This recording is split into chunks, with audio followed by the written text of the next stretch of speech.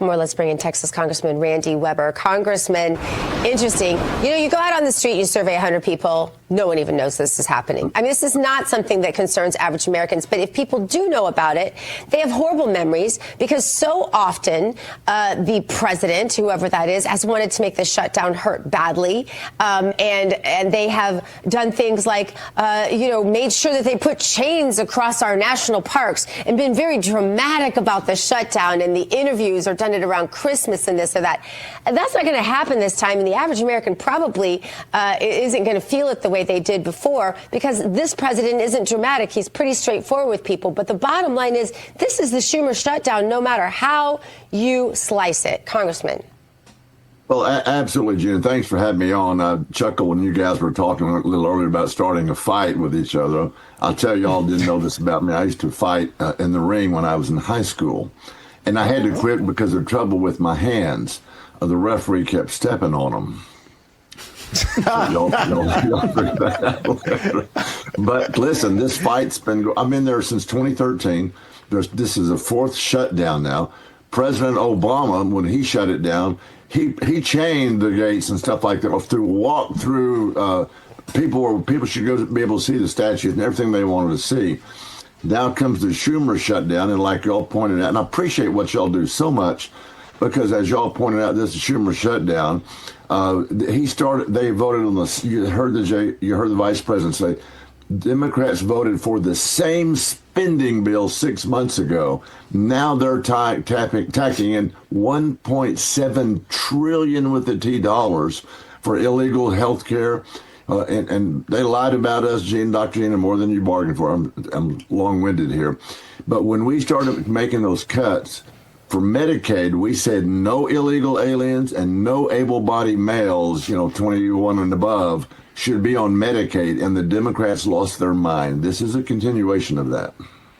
Yeah, for sure. Hey, there's a Hill headline out today, and there's tons of headlines out there about these federal layoffs that are just a day or two away. It could happen any moment. We're waiting for it to happen today.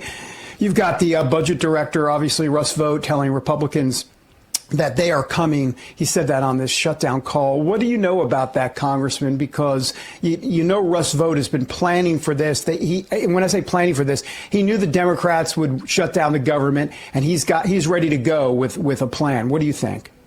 Well, absolutely, he is. And we have to give President Trump kudos, because he's a business guy. He can see this coming. He knows what's at stake.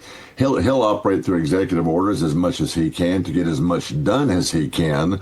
And the people, and I so appreciate y'all pointing out that Chuck Schumer's afraid of a primary opponent, and this is about his political future, not about the American public.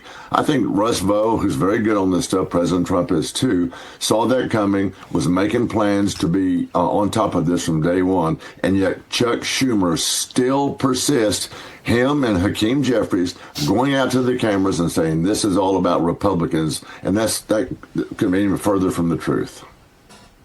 All right, so how long do they keep up the charade? How long are Democrats going to ultimately stretch this thing out before we finally get back to a place where we reopen the government and get back to life as it should be?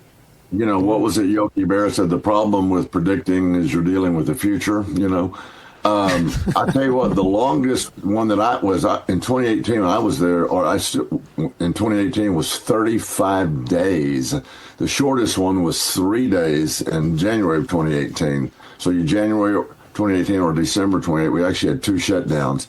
So we'll see how long they can play this. May I interrupt real quick? I want to interrupt because, all right, I get it. It's probably not a fair question to predict how long, but it seems to me there's an impasse. Republicans aren't willing to budge on the whole issue of health care for illegals, which is a principled position, and it seems to me that Democrats aren't willing to budge on that. That's what they want to achieve. So it seems that we're at a stalemate, and neither side is going to give on that. Am I wrong there? No, I think you're right. And of course, the sad thing about it is the Democrats are banking, because, the midterms are coming up, and historically the midterms are a problem for I'll just say the Republicans. And so we'll see if they want to play that game that long. They're trying to pander to their base. Thanks to Charlie Kirk, bless his heart and his God rest his soul, because he was a great Christian. Gene, I appreciated your scripture earlier. people can see through this. I hope more and more younger Americans, we talked about them earlier, are seeing through this charade by Schumer. Should we call this Schumer's charade? Hopefully they'll see through this. The midterms will be a little different coming up. Congressman Weber, always appreciate you. And I just love your drawl. I just have to add that. As somebody that loves the South, I just had to add that. Thank you so much for being with us. Thank you, Dr. J. We appreciate what y'all do. Thank y'all. We appreciate what you do, too, sir. Thank you so much.